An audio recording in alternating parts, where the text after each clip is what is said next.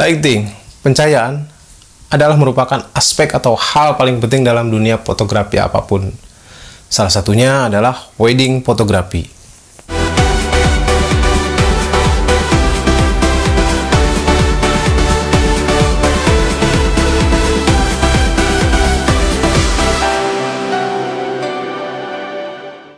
Halo teman-teman, ketemu lagi dengan saya Das. Di video kali ini saya akan membahas mengenai lighting atau pencahayaan dalam wedding fotografi dan bagaimana cara men-settingnya ketika berada di lokasi. Oke, langsung saja. Nah, ini kebetulan di sini ada peralatannya. Ini adalah peralatan yang sering saya gunakan di lokasi wedding.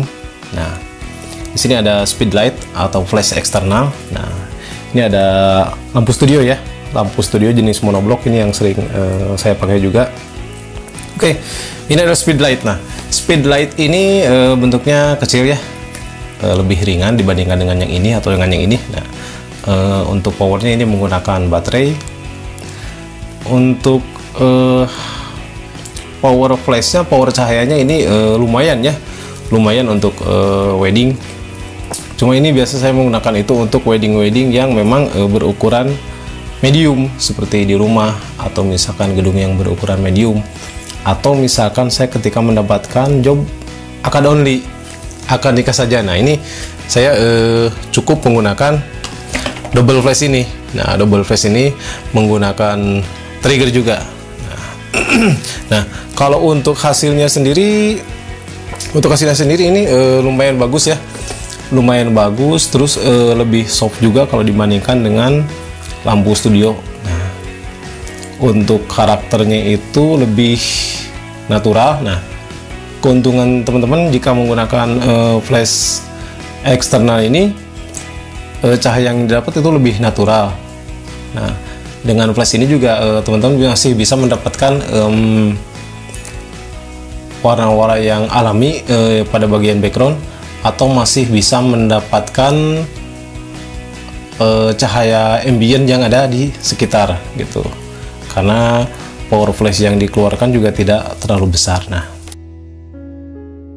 oke, yang kedua adalah saya menggunakan lampu studio juga ya. Lampu studio ini menggunakan powernya itu menggunakan listrik, ini bisa langsung ngambil dari stop kontak. Nah, kebetulan lampu studio saya menggunakan dua, yang satu dengan power yang ini 250 watt, yang ini 600. Nah, biasanya saya menggunakan lampu studio itu kalau misalkan untuk job-job yang ukurannya itu yang medium ke atas ya. Kalau misalkan saya mendapatkan job-job di gedung yang berukuran medium atau yang ukuran ruangannya relatif besar, saya menggunakan lampu studio itu. Karena kalau misalkan untuk di gedung yang berukuran besar menggunakan speed light atau flash eksternal, itu memang jangkauan si cahayanya itu memang kurang sampai, karena memang jangkauannya juga lebih terbatas gitu. Nah, untuk foto yang dihasilkan dari menggunakan lampu studio ini cahayanya lebih merata, terus tajam juga, lebih tajam dibandingkan dengan menggunakan flash eksternal ini. Cuma untuk karakternya itu lebih cenderung ke flat ya, jadi terang, tajam.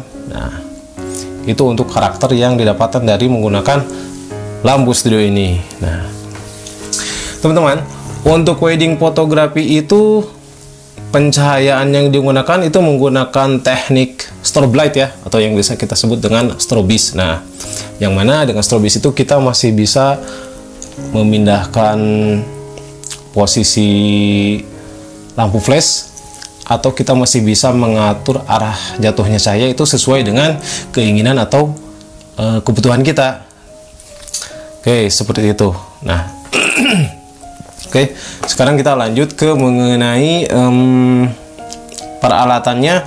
Di samping lampu flash juga speed light atau lampu studio juga teman-teman harus menggunakan yang namanya trigger ya, ini trigger. Nah, trigger ini yang saya pegang ini trigger ini adalah alat pemicu untuk nyalanya si lampu flash ini gitu. Jadi ini sebagai receivernya kita pasang di kamera. Nah, yang ini dipasang pada flashnya. gitu. Ini sebagai pemicu saja. Teman-teman bisa menggunakan yang kabel ataupun yang tidak gitu. Oke. Nah, teman-teman, untuk teknik strobis ini juga dibagi menjadi 3 bagian. 3 bagian diantaranya yang pertama adalah dengan cara dipantul. Nah, dengan cara dipantul ini teman-teman bisa memantulkan si lampu flash ini ke reflektor atau ke payung. Dengan begitu cahaya yang dipantulkan akan masuk ke area atau point of interest yang akan kita ambil. Nah, cuma karakter yang dipantulkan oleh payung itu cenderung lebih besar ya, lebih besar, lebih keras juga dibandingkan dengan mode yang lain, karena memang untuk cahayanya juga lebih fokus ke depan. Nah, itu yang pertama. Nah, yang kedua adalah dengan menggunakan bouncing. Nah, bouncing itu teman-teman memantulkan si lampu flash ke dinding atau ke langit-langit gedung yang tidak terlalu tinggi.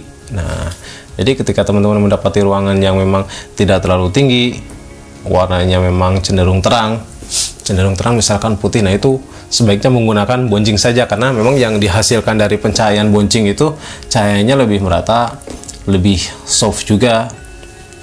Nah, itu dengan cara menggunakan bouncing. Dan yang ketiga adalah dengan diffusi atau menggunakan diffuser. Speed light atau lampu studio ini di diffusi atau menggunakan diffuser, disaring istilahnya. Nah, itu bisa menggunakan softbox atau menggunakan payung. Nah, perbedaannya adalah jika menggunakan softbox, cahaya yang dihasilkan itu lebih halus, lebih soft. Nah, untuk shadownya juga itu tidak terlalu keras. Nah, itu bagus ke skin tone ya. Nah, jika menggunakan payung itu cahayanya lebih menyebar hampir ke seluruh area stage ya. Nah, itu jika menggunakan payung. Tapi pencahayaan juga yang keluar sebetulnya sedikit lebih kasar ya, sedikit lebih keras dibandingkan dengan softbox. Nah, kalau untuk ketajamannya lebih tajam menggunakan payung. Nah, cuma menggunakan softbox ini kita kendalanya adalah di settingnya, di setting softboxnya. Jadi begitu kita datang ke lokasi, kita harus men-setting softboxnya. Nah, itu kan cukup memakan waktu lama juga. Jadi saya sarankan sebaiknya menggunakan payung saja. Gitu. Terkecuali kalau untuk studio baru bisa menggunakan softbox. Gitu. Nah, jadi untuk saran saya sih sebetulnya untuk penggunaan lighting itu, jika teman-teman mendapatkan job yang memang lokasinya tidak terlalu besar atau gedung yang berukuran medium, atau misalkan mendapatkan job yang di rumah, job akad only dan lain sebagainya, nah cukup menggunakan speed light atau flash eksternal ini, karena ini lebih ringkas juga, terus cahaya yang didapat juga kalau untuk ukuran yang tidak terlalu besar ini cukup bagus. Nah, satu lagi outdoor. Nah, jika teman-teman mendapatkan job outdoor juga cukup menggunakan speed light saja. Nah, cukup menggunakan flash eksternal.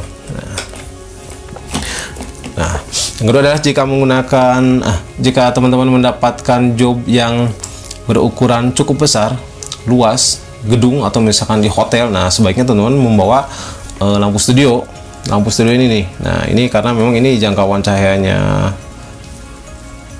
luas, nah, power flashnya juga besar gitu. Jadi kalau misalkan di gedung yang luas menggunakan speed light ini memang jangkauan cahayanya kurang, jadi sebaiknya menggunakan lampu studio saja untuk ukuran yang besar. Oke teman-teman, selanjutnya kita langsung saja ke settingan, dan yang pertama akan saya jelaskan itu mengenai settingan di lokasi akad nikah. Oke, langsung saja.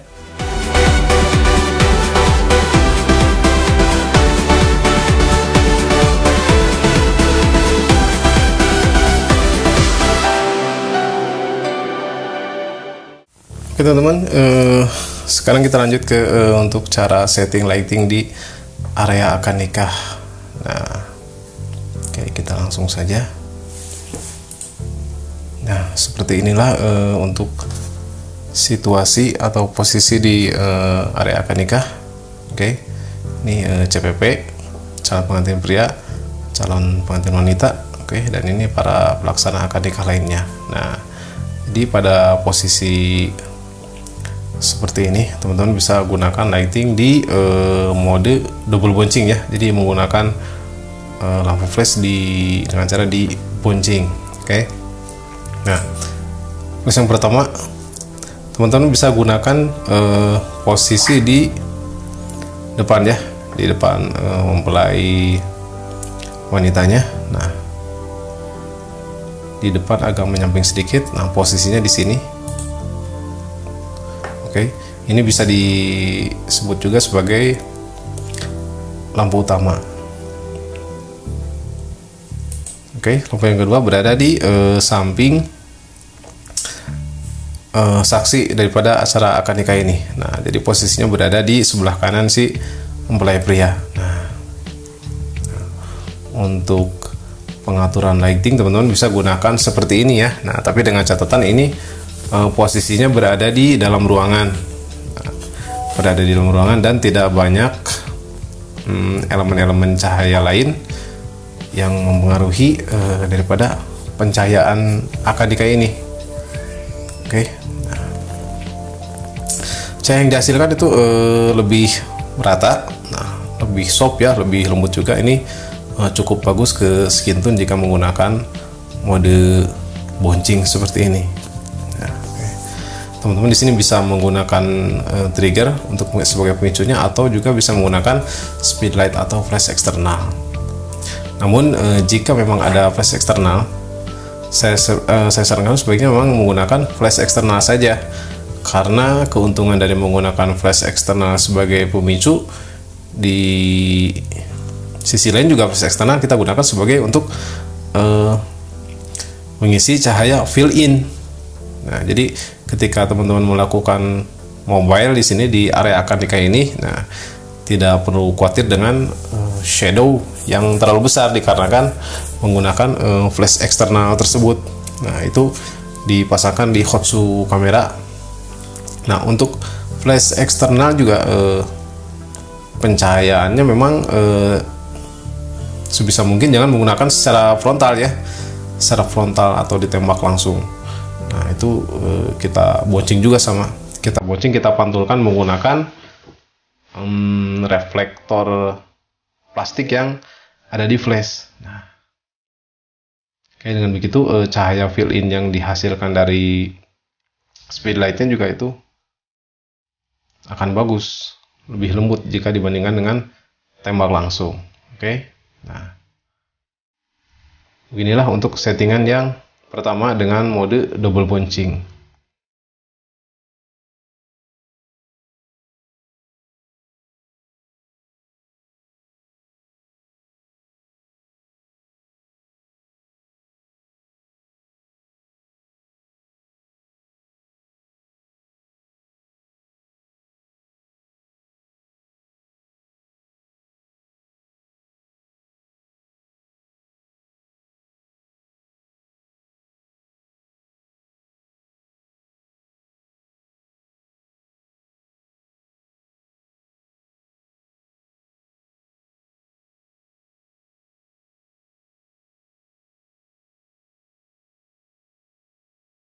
Oke teman-teman, sekarang kita lanjut saja ke mode yang kedua ya, masih di area. Baik teman-teman, kita langsung saja ke mode kedua untuk lighting setup di area akad nikah. Nah, oke. Posisinya masih seperti ini. Oke. Kita langsung saja ke cara pengaturan atau memposisikan lampu flashnya. Oke. Yuk, lampu pertama berada di sini. Kurang lebih hampir sama ya dengan lampu utama di mode yang pertama. Jadi posisinya berada di sini, cuma bedanya yang ini menggunakan diffuser dengan cara diffuse ya. Menggunakan diffuser, nah teman-teman bisa menggunakan payung putih atau bisa menggunakan juga softbox. Nah, tapi kalau misalnya memang kebetulan tidak membawa softbox atau tidak membawa payung putih, hanya membawa payung hitam dengan ada pantulan putih atau silver di dalamnya, teman-teman juga bisa menggunakan itu dengan cara dipantul. Nah, hanya saja hasil pencahayaan dari dipantul ini itu memang sangat tajam hasilnya, tapi juga terlalu keras itu sebetulnya, terlalu keras karena untuk area akad nikah ini kita pengambilan fotonya juga tidak, untuk areanya sebetulnya tidak terlalu luas biasanya, jadi jangkauannya juga memang tidak terlalu luas. Nah, untuk itu sebaiknya menggunakan cahaya difusi atau menggunakan diffuser.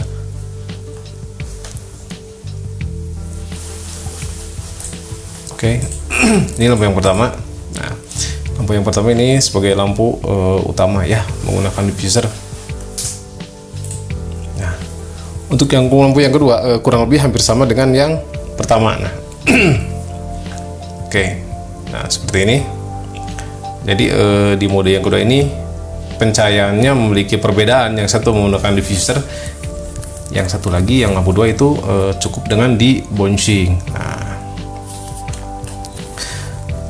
jadi untuk posisi yang ini sebetulnya yang lampu utama ini standby, posisinya tetap di sini. Nah, lampu yang kedua ini yang di bouncing ini, nah ini posisinya sebetulnya disesuaikan dengan intensitas cahaya yang ada di ruangan. Jadi memang tidak harus di sini posisinya. Jadi ketika teman-teman mendapati ada jendela di sini, katakanlah di sini ada jendela. Nah, ada jendela. Nah, otomatis akan ada cahaya alami masuk dari sini, dari jendela atau misalkan dari pintu. Nah, teman-teman bisa memposisikan bouncing flash ini di sini. Ya. Jadi semuanya terisi. Semuanya terisi. Oke. Nah, dari sebelah kiri pengantin terisi oleh lampu utama ini. Nah, ini. Oke. Nah, dari samping kanan dapat terisi dari cahaya alami ini dari lampu atau dari jendela. Nah, untuk posisi belakang atau penyebaran cahaya ini didapatkan dari bouncing flash ini.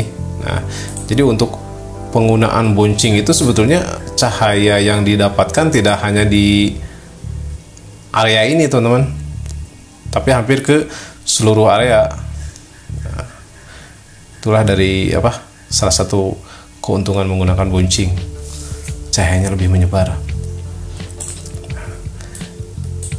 Nah, jika misalkan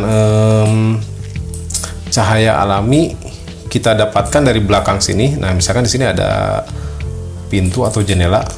Nah, oke, nah yang bouncing flash ini cukup di sini atau posisinya berada di sini.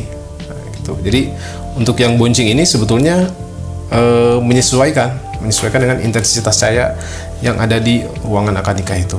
Nah, gitu teman-teman. Nah, cahaya yang dihasilkan dari teknik seperti ini lebih tajam dari yang mode pertama ya, dikarenakan si lampunya juga hanya menggunakan diffuser, jadi tidak dibouncing untuk lampu yang utamanya. Nah, lampu yang kedua dibouncing.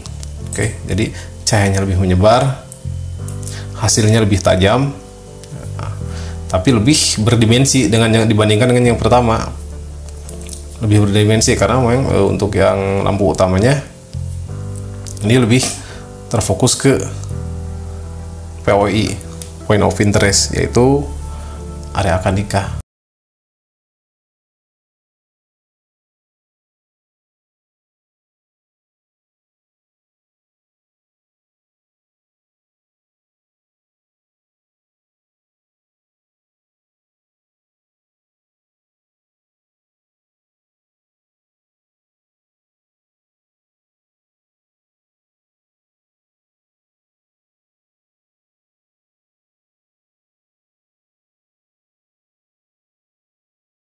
Itu dia mengenai cara setting lighting di lokasi akad nikah. Nah, selanjutnya saya akan bahas mengenai settingan lighting untuk di stage, di pelaminan. Karena di akad nikah dengan di pelaminan itu memang berbeda. Itu kalau untuk di pelaminan kita lebih menggunakan front light atau cahaya ke depan. Oke, teman-teman bisa langsung simak gambar berikut.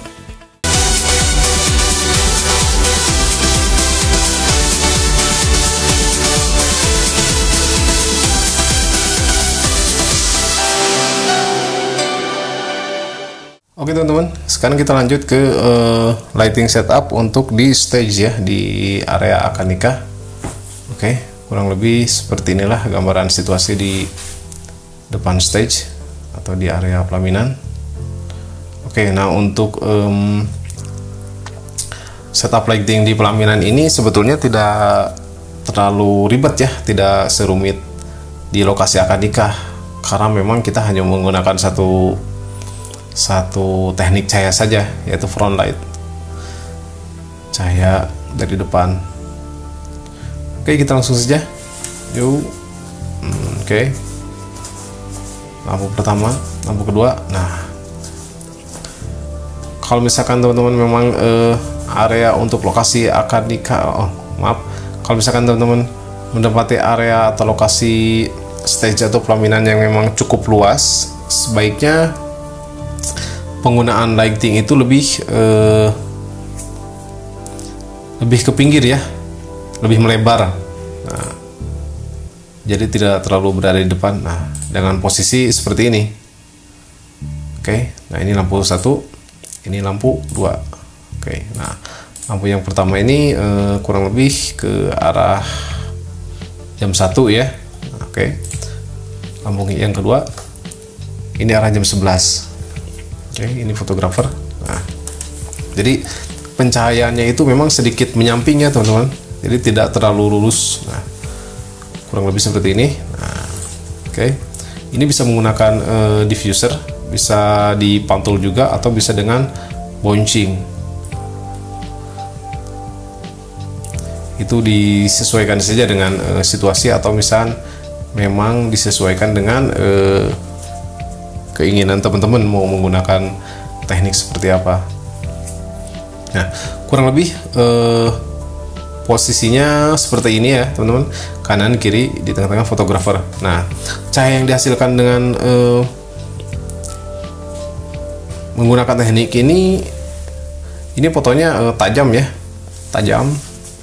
fotonya tajam, terus lebih berdimensi juga dibandingkan dengan mode yang lain, dikarenakan posisi sedikit menyamping ya, jadi tidak terlalu lurus. Nah, ini yang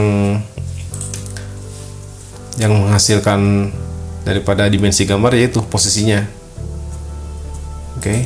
Nah, oke. Untuk mode yang pertama cukup seperti ini saja. Nah, oke. Nah, dikarenakan ini menggunakan mode difusi, sebaiknya si fotografer tidak ini harus menjaga jarak. Artinya tidak berada di belakang kedua lampu tersebut. Nah, tidak ada berada di sini. Nah, dikarenakan ini kan menggunakan diffuser atau dengan teknik diffusi, dengan teknik ini sebetulnya cahaya itu ini ke depan masuk, ke belakang juga masuk sebetulnya. Nah, jadi ketika si fotografer mundur, nah posisi lampu berada di depan, secara otomatis lighting akan masuk ke sini. Nah, ini yang akan menghasilkan flare nantinya. Nah, jadi untuk mengantisipasi adanya lighting di depan posisi kamera atau lensa, sebaiknya si fotografer berada di depan kedua lampu tersebut, atau setidaknya sejajar. Nah, seperti ini. Gitu.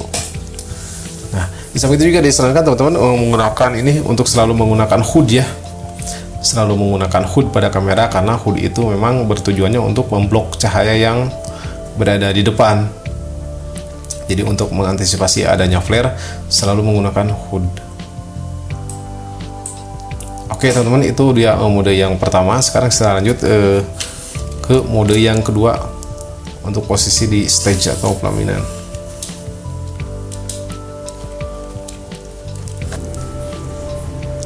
Oke, sekarang kita lanjut ke mode kedua dengan posisi masih berada di pelaminan ya teman-teman. Lighting setup untuk di stage. Oke. Nah, untuk mode yang ini sedikit berbeda dengan yang pertama ya teman-teman. Jadi jika memang lokasi tempat pemotretan itu memang tidak terlalu luas, tidak cukup luas, nah sebaiknya payung lebih didekatkan ke tengah, digeser saja seperti ini jadinya. Nah, tapi dengan catatan si payungnya juga memang harus diubah. Kalau tadi kan sedikit menyamping, jadi agak di samping gitu posisinya. Nah, kalau sekarang memang harus lurus. Jadi kedua lighting ini dipasang secara lurus, arahnya lurus ya, lurus ke depan. Nah, cahaya yang dihasilkan sebetulnya lebih ini ya, lebih menyebar dibandingkan dengan mode yang pertama tadi. Lebih menyebar, lebih soft juga. Yang pasti cahayanya nih lebih merata ya, lebih merata. Oke. Sama dengan yang pertama, si FK kalau bisa jangan berada di belakang lighting ini. Nah, cuma ada satu keuntungan ketika menggunakan pencahayaan dengan mode ini, dikarenakan memang ini kan menggunakan diffuser ya, jadi cahayanya depan belakang. Nah, ketika teman-teman melakukan liputan yang berada di belakang teman-teman atau di belakang fotografer, misalkan si fotografer menghadap ke belakang, dikarenakan di sini ada suatu acara atau misalkan ada memang momen penting yang harus diliput. Nah, di sini teman-teman tinggal berbalik arah saja, tinggal berbalik arah, sudah di situ sudah bisa melakukan pemotretan, dikarenakan sudah ada lighting kanan kiri ini gitu. Jadi ketika teman-teman menghadap ke depan ke stage, nah cahaya yang didapatkan adalah cahaya difusi, cahaya yang menggunakan diffuser. Nah, ketika menghadap ke belakang berbalik arah, nah di sini teman-teman mendapatkan cahaya, yaitu cahaya pantulan. Nah, cahaya pantulan ini, nah itu salah satu keuntungan menggunakan cahaya difusi ini ya teman-teman. Oke teman-teman, inilah mode cahaya yang kedua di area stage ini ya teman-teman.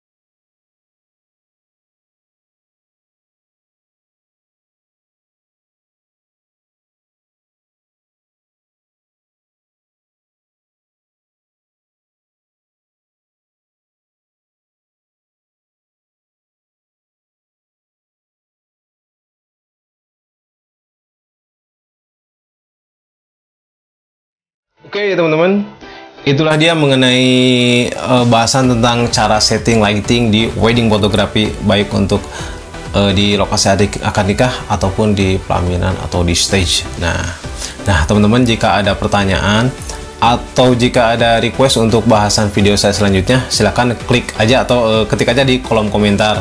Oke, nah jangan lupa like dan subscribe dulu channel ini, nyalakan juga loncengnya agar teman-teman bisa mendapatkan notifikasi ketika saya mengupload video-video terbaru selanjutnya. Oke, yuk.